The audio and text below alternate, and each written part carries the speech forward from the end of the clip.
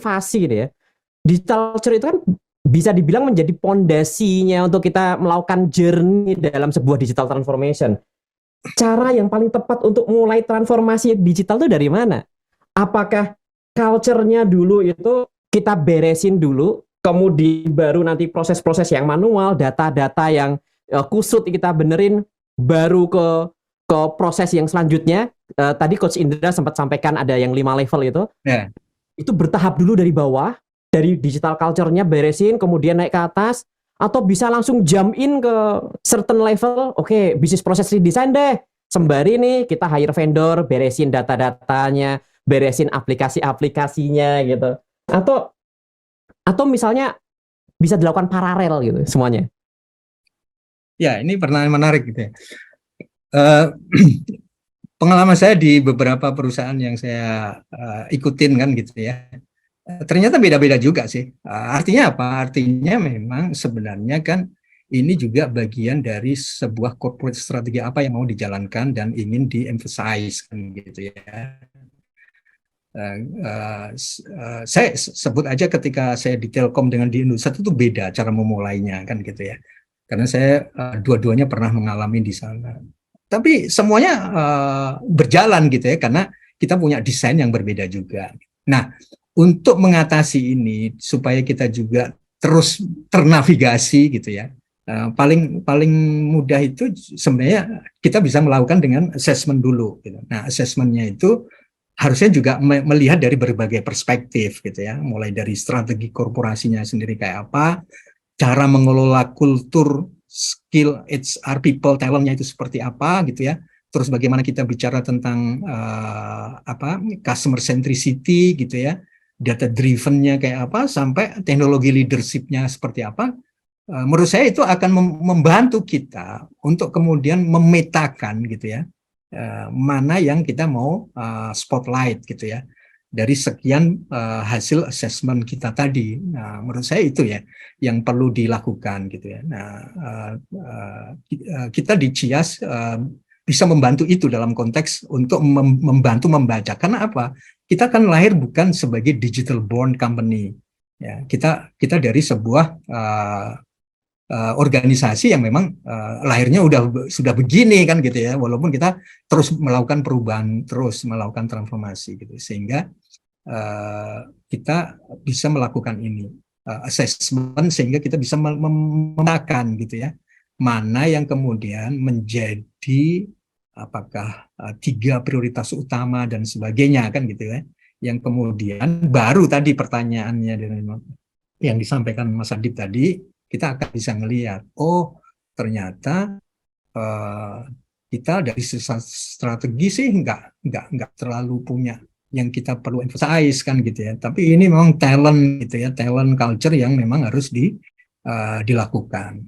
Nah, di sisi ini pun ini masih juga dari challenge. Contohnya apakah ini langsung kita mau buat modeling dulu satu departemen gitu ya, kayak di Telkom dulu kan gitu, langsung Telkom membentuk satu divisi yang namanya divisi digital gitu ya.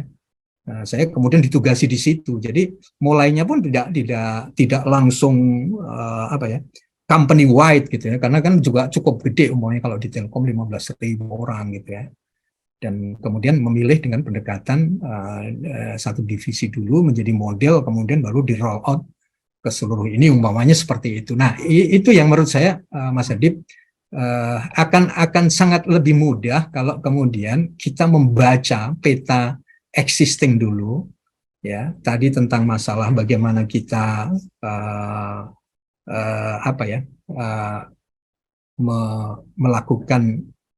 memperlakukan di customer, memperlakukan data, memperlakukan teknologi, melakukan strategi kita seperti apa, bahkan sisi leadership-nya seperti apa gitu. Mungkin ketika kita tahu ternyata nanti hasil assessment-nya itu terkait dengan leadership-nya, kita juga ini, dulu kita di Indonesia tuh sampai punya bootcamp 2 kali di C-level gitu ya, C-level sama BOD -1, karena kita melihat, oh ini justru kita memulainya dari leadership-nya dulu supaya kita punya tadi ya, punya pijakan yang sama, cara pandang yang sama gitu. Langsung kita buat bootcamp 2 hari. untuk menata ulang mindsetnya di top level dulu umpamanya sampai BOD-1. Nah, itu yang menurut saya supaya kita juga ternavigasi nih untuk memulainya itu kan. Masih. Nggak pas ingatnya ini, oh ya kelihatannya bagusnya ini ya kan gitu ya.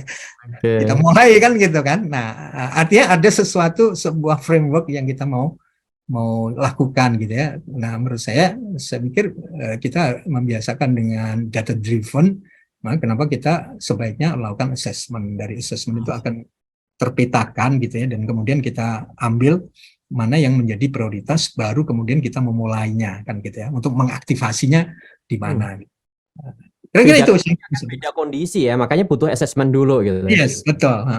Bisa aja ada company yang bisa langsung jump ke certain level yang tadi sempat diagram disampaikan Coach Indra, atau bisa juga memang harus ada yang foundational layer-nya harus ada yang diberesin terlebih Ya, dahulu betul. karena nggak bisa jalan ke arah selanjutnya gitu. Betul, Kalau betul. kalau culture-nya itu sendiri sebelum kita starting digital transformation journey, culture-nya dulu diberesin, yang tadi level 1 dari dekoratif, substansial sampai yang office politik itu beresin dulu aja, baru kita mulai transformasi digital, atau bisa diparalelin gitu. Sembari inilah beresin pelan-pelan, sembari kita jalan sama yang lain gitu.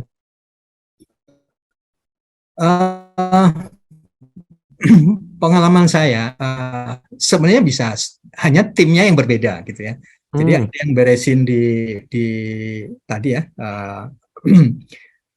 di bisnis, kemudian itu ada tim tersendiri gitu ya. Dulu saya membangun digital culture gitu ya, dan memang itu yang di-expect kan gitu ya. Jadi betul-betul diberesin, mulai dari yang membangun yang substantif sampai tadi tension policy dan sebagainya diberesin, itu hampir 2 tahun gitu ya dulu saya. Biasanya kan kalau terkait dengan kalau pengalaman saya itu ada dua departemen, keuangan sama teman-teman di HR kan gitu ya. Mulai double track karir itu ketika ini, karena ini hedging factor-nya kan harus disiapin semua itu ya. Termasuk juga tadi ya, ketegangan dengan unit-unit yang existing kan gitu ya. Ketika kita sudah mulai ingin membangun budaya inovasi gitu ya, karena digital culture adalah berinovasi gitu. Nah, itu satu gitu ya. Itu full berjalan gitu. Beresin, tapi kemudian dalam konteks role model di satu divisi. Sisanya yang lain kemudian mereka punya tim transformasi sendiri kan, untuk kemudian mendesain itu. Tapi dengan pendekatan yang lebih parsial karena culture-nya belum berubah nih. Padahal itu nanti kan kita butuhkan juga ya. Itu kan kita butuhkan juga, mereka tertular setelah gitu ya. Itu masuk ke tahun kedua udah mulai departemen yang ada umpamanya gitu, sehingga desain apa ya tadi ya, meredesain bisnis dan sebagainya mereka sudah coba lakukan. Itu sudah juga berjalan kan gitu ya, berjalan di departemen yang lain juga, di divisi yang lain. Nah, ini menurut saya ini contoh yang pernah saya lakukan. Artinya kalau pertanyaan Mas Adit tadi ini gimana, ternyata bisa dalam konteks tadi ini menjadi sebuah pendekatan yang holistik, tapi pembagian peran kan gitu ya, membagi peran antar itu. Ya, karena culture sendiri itu juga sebuah journey ya. Kalau journey-nya harus nungguin 100% sampai firm gitu kan, ya mulainya bakal lama lagi gitu ya. Maka memang perlu tadi itu perlu di-assess dulu kondisinya seperti apa dan langkah seperti apa yang paling tepat gitu. Bisa parsial gitu ya. Oke. Tadi juga ada pertanyaan nih. Culture itu erat kaitannya juga dengan mindset.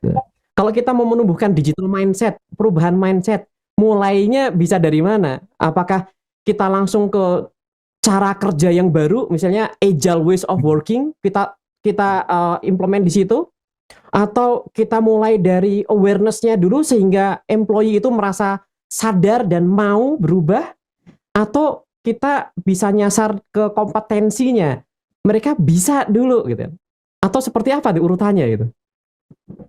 kok nyasar pembangunan mindset Iya, ya. iya.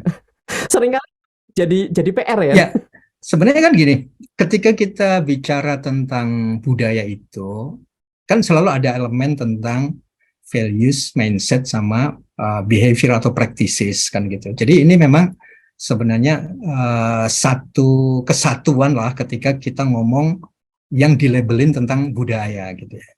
Karena budaya itu memang di tataran yang tangible gitu ya, di sisi yang visible itu kan dilakukan setiap hari kan gitu ya.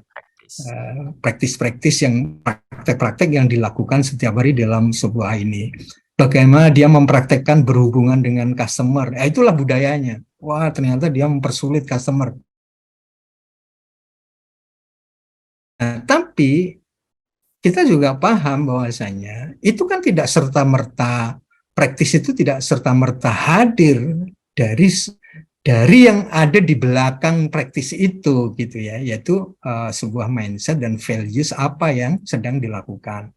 Makanya biasanya kalau di poster-poster itu yang muncul kan di level values-nya gitu ya.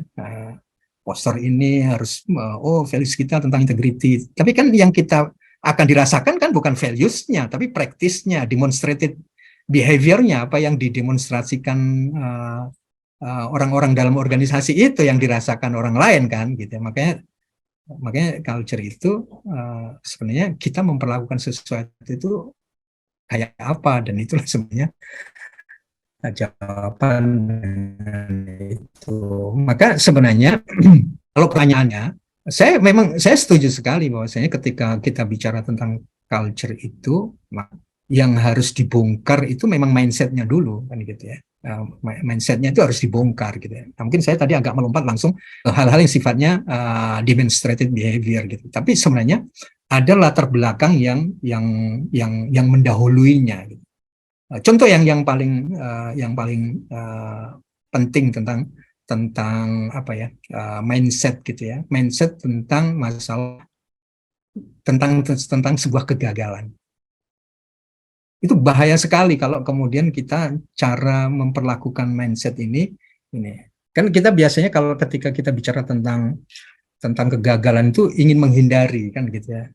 Wah, saya dibilang gagal itu persoalan kan gitu ya, karena akan menyangkut ini ya, menyangkut apa ya, personality kita gitu ya.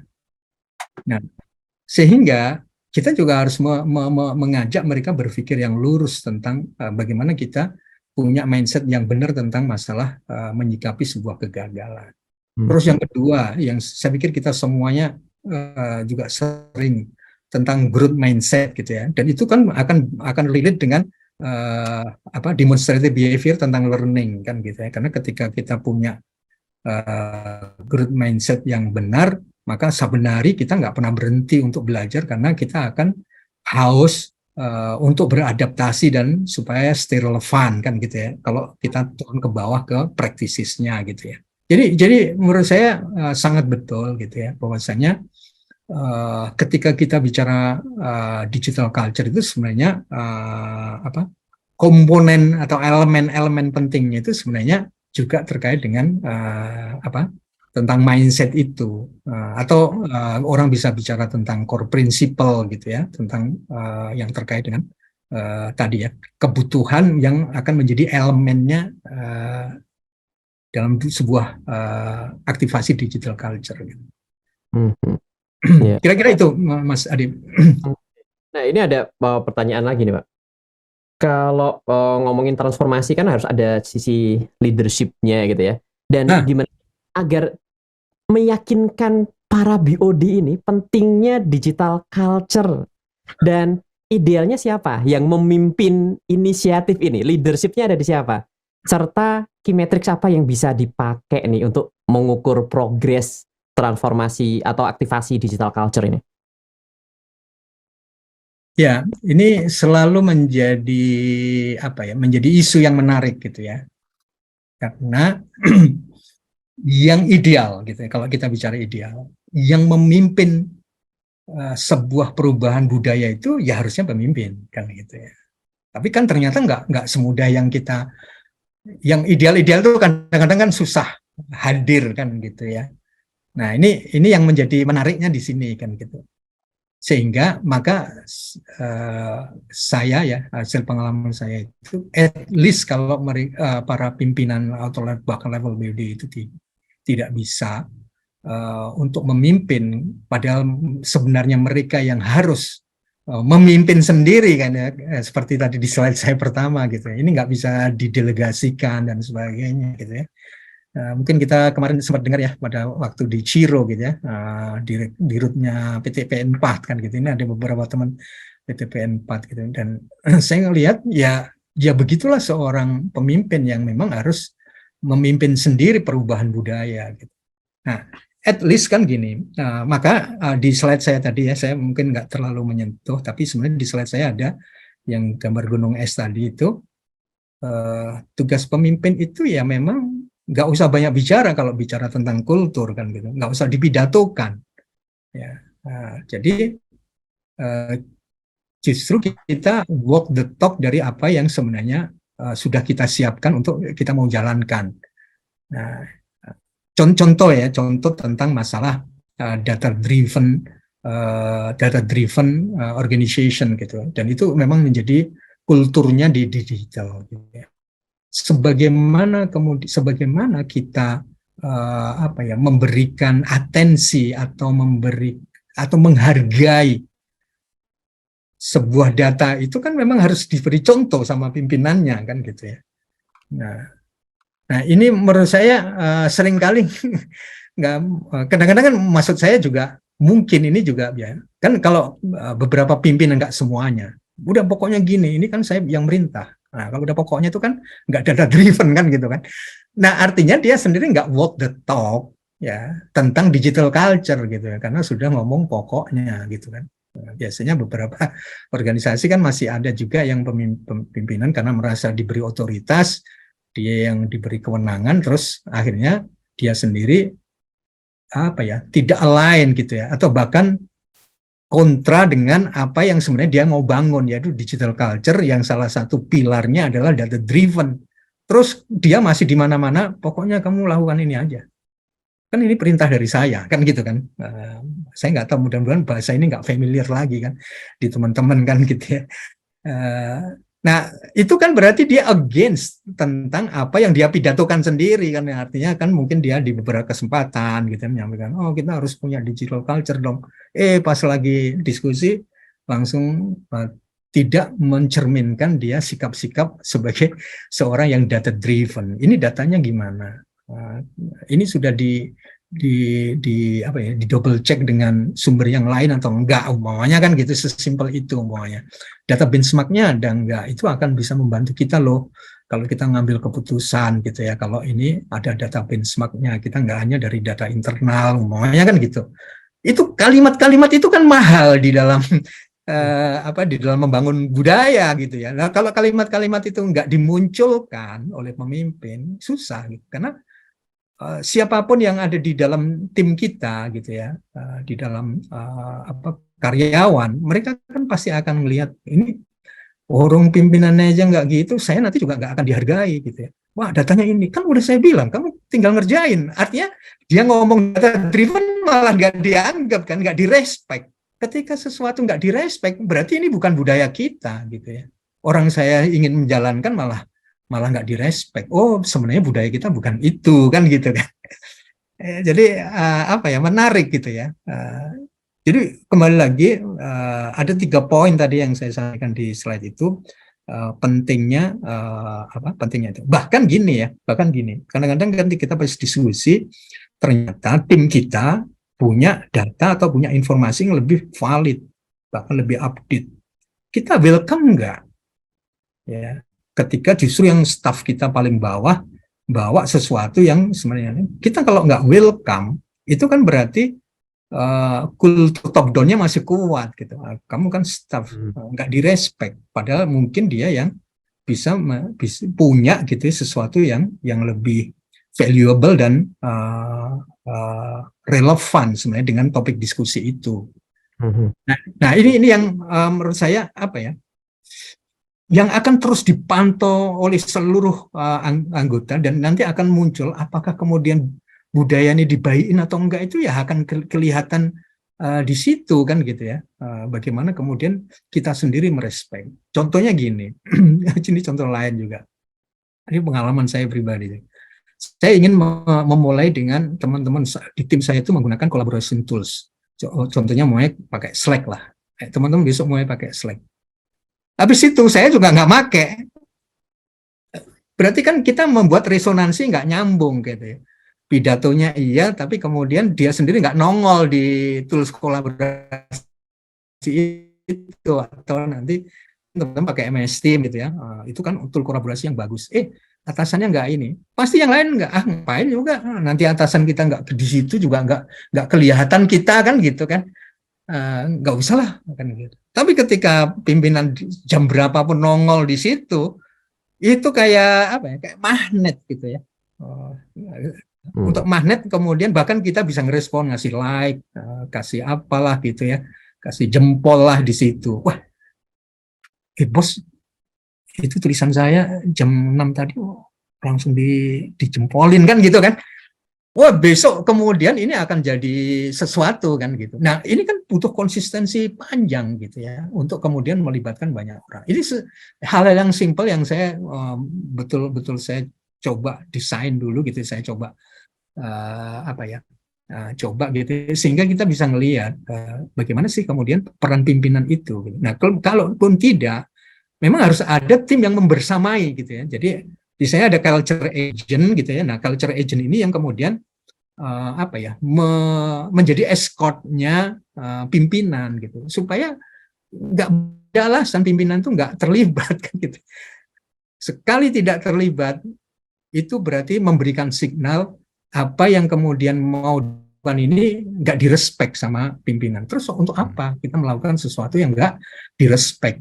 Kita pasti akan melakukan sesuatu yang dianggap pimpinan itu punya values kan itu sebenarnya di dalamnya mindsetnya gitu ya. Itu sih Mas Adi. Baik, terima kasih Pak Ari. Ya teman-teman semuanya, agenda kita itu jadwalnya sampai jam 4, tapi saya lihat di pertanyaan juga dari interaksinya teman-teman nampaknya masih antusias dan masih ada beberapa pertanyaan nih. Saya mohon izin ke Bapak Ibu rekan-rekan semuanya, apakah dua penanya lagi? Jadi kita selesainya ya lewat sedikit dari jam 4 teman-teman semuanya ya. Saya berikan kesempatan untuk teman-teman yang ingin tanya langsung kepada Pak Arif atau Coach Indra, silakan bisa raise hand, open mic, open cam. Oh, langsung sudah ada Pak Willy Pujo Hidayat. Silakan. Oke, cek. Assalamualaikum warahmatullahi wabarakatuh. Waalaikumsalam warahmatullahi wabarakatuh. Oke, siap. Terima kasih Pak Arif. Materinya itu saya relate banget karena titel saya sebetulnya digital marketing. Tapi karena saya kerja di corporate, jadi kayak digital enabler gitu jadinya. Wah, mantap. Sekarang betul transformasi itu sudah terjadi Pak di sini. Dan itu seperti yang Pak Arif tadi sampaikan, ada tension, terus nanti merubah pola yang lama menjadi pola yang baru. Itu berat banget, dan learning phase-nya itu lama banget Pak. Itu saya sampai pusing. Dan kita sekarang sudah berkolaborasi di digital semua. Sekarang kita udah pakai CRM, kita udah pakai collaboration workspace gitu, pakai aplikasi tools seperti itu. Dan akhirnya sekarang semua bisa di-track. Semua aktivitas bisa di-track dengan baik dan bisa ter-record dengan baik. Nah, problemnya sekarang justru mereka keenakan, Pak. Manajemen tuh keenakan. Wah, bisa di-track semua ya. Ya udah deh. Sampai hal yang menurut saya itu micromanagement, Pak. Itu mau di-track juga. Dari situ saya bilang ke manajemen, saya bilang, Pak, Bu, mohon izin, ini memang tools itu memang ada aplikasi, memang ada tools, tapi tidak semua problem itu bisa diselesaikan dengan tools gitu. Tidak semua aplikasi, tidak semua problem di corporate ini bisa diselesaikan dengan aplikasi gitu. Mungkin ada pendekatan-pendekatan yang lebih humanis atau apa gitu kan. Itu gimana ya, maksudnya apakah yang saya lakukan benar atau memang ya udah kenapa nggak di-track aja gitu, atau gimana menurut pendapat Pak Arif? Mungkin. Terima kasih Pak. Ya, wah ini bagus sekali nih. Jadi saya ingin melihatnya dari dua sisi gitu ya. As a part dari sebuah atensi sebagai leader kepada tim membernya, itu penting gitu ya. Artinya tadi ya, contohnya gini maksud saya, ketika semua udah di tracking hal yang kecil sampai apa ya, per tas gitu ya, tas masing-masing tas itu bisa ini gitu ya. Saya dulu juga sampai seperti itu gitu ya. Tapi niatnya ini yang harus kita tata gitu ya. Maksudnya gini, kita memberikan pendekatan kita adalah sebagai pemimpin yang care gitu ya. Sehingga maksudnya apa? Kita tidak masuk ke micromanagement, tapi kita ingin memberikan sebuah respect atas kontribusi yang sudah dijalankan sampai di level task. Nah, itu menurut saya masih valid gitu ya. Tapi diingatkan ini jangan micromanagement jatuhnya gitu. Tapi Epat sebagai leader yang memang leader itu fokusnya kepada people-nya. Sehingga ngasih jempol itu luar biasa. That's it, gitu ya. Sampai di situ, nanti kalau berlebihan, nanti masuk ke micromanagement kan gitu ya. Nah, yang kedua menurut saya, ini menggeser peran leader. Supaya energinya nggak jatuh ke situ. Kasih jempol lah, atau at least dikasih komentar sedikit. Itu valuable gitu ya. Bahkan staff yang di bawah sekali dikasih itu nggak pernah lupa dia. Saya kemarin di Telkom di Indosat itu saya kasih atensi sampai di situ. Tapi saya nggak mempersoalkan yang lain lagi. Dan itu saya cross check ke teman-teman gitu ya, dengan survei dulu dan sebagainya. Itu luar biasa efeknya sebenarnya ke teman-teman. Jempolin sama pimpinan, apalagi CEO jempolin, staff, wah selesai semua itu. Tapi tolong berhenti di situ. Ini kalau kebablasan jadi micromanagement. Nah, ini diingatkan, Mas Willy ya. Nah, kedua, yang ini yang kadang-kadang agak jarang, dan ini juga perlu, dan mungkin juga pimpinan harus mau berlatih juga. Jadi sekarang dia bukan lagi posisinya ketika dalam konteks apapun berinteraksi, nggak lagi sifatnya direktif, tapi inspiring. Nah, ini kan kadang-kadang susah. Ya. Kenapa? Karena semuanya udah selesai. Ya kan, dengan tadi ya, sudah sampai ke level task, selesai. Kan berarti sebenarnya peran yang sebenarnya yang harus dia lakukan selesai. Tadi kenakan memang kan gitu. Udah bener itu gitu ya. Nah, tapi kemudian kita harus menaik kelaskan pimpinan kita kan gitu kan. Dibuat naik kelas. Pak, udahlah kalau saya kalau dulu pengalaman saya kalau ada acara apapun saya nggak mau ada arahan pimpinan. Kenapa? Ada lagi arahan. Kalau bisa, sampaikanlah sesuatu yang inspiratif. Kalau enggak, di-skip saja. Karena kita khawatir juga gitu ya, agar kemudian mereka sudah dengan sangat bagusnya dengan tadi ya, dengan adopsi tools, kemudian semuanya ke tracking dan sebagainya, itu selesai tugas untuk mengarahkan. Nah, artinya pimpinan untuk diajak naik kelas menjadi lebih menekankan kepada hal yang inspiring. Jadi kalaupun menyampaikan sambutan udah nggak boleh direktif kan gitu. Kan biasanya kan selalu ada acara kedua arahan pimpinan kan gitu. Nah, itu sebenarnya levelnya udah nggak di situ lagi kalau disampaikan tadi seperti itu. Nah, menurut saya ada 2 poin ini yang kita perlu perlu kita jaga gitu ya. Apalagi tadi posisinya jadi digital enabler, mungkin kita juga kasih rambu-rambu sih. Kasih rambu-rambu. Oh, di sini kita masih butuh, Pak. Cuman levelnya di sini aja supaya nggak ketarik ke yang lebih ke micromanagement, dan itu nanti justru akan kontradiktif kan gitu ya jadinya.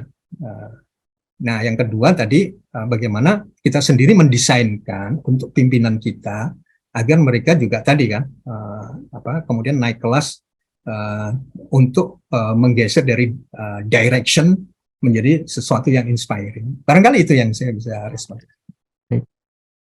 Terima kasih Pak Arief. Coach Indra, mungkin dari pertanyaan-pertanyaan sebelumnya ada yang ingin ditambahkan jawabannya oleh Coach Indra untuk memperkaya? Wah, udah cakep banget. Saya lagi duduk menyimak soalnya lagi belajar. Oke. Baik. Nah, Mungkin ini pertanyaan penutup untuk Pak Arif dan Coach Indra.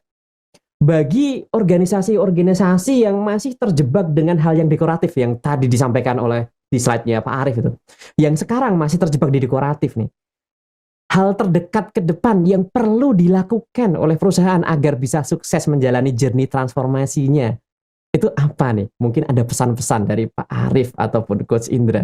Monggo, siapa dulu? Siapa dulu nih? Atau Oke, saya saya dulu, gak apa-apa deh, karena saya bicara di awal tadi ya, Pak Arif jadi gongnya aja nanti. Siap. Menurut saya sih yang paling penting adalah dapetin quick win terhadap manfaatan digital yang itu beneran konkret membantu pekerjaan teman-teman gitu ya. Jadi misalnya di masing-masing bagian coba dia lihat kembali bisnis prosesnya masing-masing. Terus ajukan challenge-nya pada mereka. Gimana supaya kamu bisa jalanin proses itu dengan lebih mudah, lebih murah, lebih baik, lebih cepat, gitu, lebih bagus ya, dengan memanfaatkan teknologi digital. Nah, kita dorong bukan cuma sekedar pakai teknologi digital apa gitu, tapi bisnis prosesnya juga, coba deh kamu ubah sedikit deh dari bisnis prosesnya, dan itu digantikan dengan teknologi digital gitu. Misalnya sesederhana kayak, tadinya harus selalu meeting gitu, sekarang diubah. Bukan hanya meetingnya pindahin ke Zoom, tapi nggak perlu ada meeting gitu. Ada satu meeting yang di-drop, karena apa? Karena kita gunakan digital collaboration tools. Jadi semua update-update-nya tinggal ditaruh di sana, cloud base, semua orang bisa lihat, semua orang bisa komen. Jadi kita bisa menghemat waktu 1 jam yang tadinya update itu harus meeting, sekarang nggak harus meeting, karena udah pakai digital tools. Ternyata dari situ orang jadi makin happy gitu, lebih rajin report, lebih dapat informasi update, dan waktunya jadi hemat gitu. Nah, kemenangan-kemenangan kecil seperti itu, bukti-bukti kecil bahwa ternyata benar ya digital tools itu kalau dilakukan dengan benar ternyata ngefek ya untuk kerjaan kita ya gitu. Itu lama-lama sih menurut saya akan berakumulasi kepada acceptance terhadap ruang-ruang improvement yang lebih besar untuk digital transformation. Jadi kalau ditanya mulai dari mana, menurut aku mulai dari sesuatu yang dekat dengan kita, yang konkret itu menghasilkan sesuatu yang value-nya langsung terasa. Itu dulu. Thank you. Terima kasih Coach Indra. Pak Arif?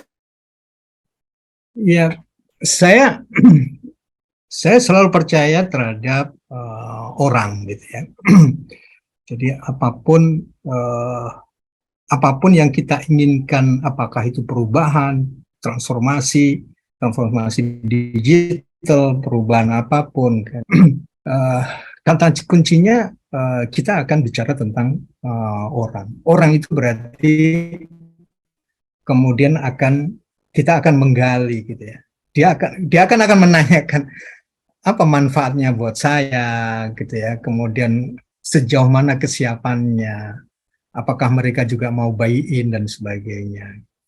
Karena tadi yang disampaikan Pak Indra, bisa saja kemudian rejection itu terjadi karena kita nggak terlalu memberikan atensi kepada orang-orang yang sebenarnya akan menjadi pelakunya gitu ya. Maka saya selalu akan melihat dari sisi aspek orangnya, orang-orang kita. Dan menurut saya siapapun dia gitu ya, posisinya apapun gitu ya, terus kemudian level di sebuah organisasi seperti apa, itu bukan berarti mereka terus langsung tiba-tiba menolak sih sebenarnya gitu. Tapi ketika kemudian kita bisa masuk dengan memberikan sebuah pandangan-pandangan gitu ya, yang yang kemudian bisa membuka cakrawala mereka berpikir gitu ya, mindset mereka berubah, itu sebenarnya kalau istilahnya kalau istilah saya itu, kita bisa nggak yang kemudian mengignite mereka gitu ya, sehingga orang dengan potensi dan latar belakang yang berbeda itu kita bisa ledakkan dengan sebuah proses transformasi itu. Menurut saya itu yang perlu dilakukan. Sehingga simpelnya seperti apa gitu ya. Ya kita tadi kumpul bareng gitu ya. kita bisa nanya, bisa kemudian aspirasinya gitu ya. Terus kemudian kita bisa menyusun sebuah program bersama bareng kan gitu ya. Kalau dulu saya 365 setelah ketemu bareng, udah berarti kita clear. Kita mulai karena ingin yang di budaya inovasi, kita langsung semua mulai dari pimpinan sampai staff mengikuti tadi skill baru kan gitu ya, karena ini akan menjadi fondasi kita. Nah itu yang menurut saya merubah orang itu walaupun nggak bisa dalam waktu yang sama, tapi dan juga dalam waktu yang dekat, tapi itu akan punya dampak jangka panjang gitu ya, sehingga ketika kita ingin dapat sebuah quick win, melakukan sesuatu yang bisa kita deliver dalam waktu dekat, itu ketika orang-orangnya memang sudah ada yang siap, siap dengan skill yang barunya dan sebagainya. Gitu. Jadi, itu sih dalam pandangan saya, ketika kita ingin melakukan sebuah transformasi itu, kembali yang paling fundamental di dalam organisasi ya orang. Nah, orang itu kan nanti ketemu dengan banyak elemen yang lainnya.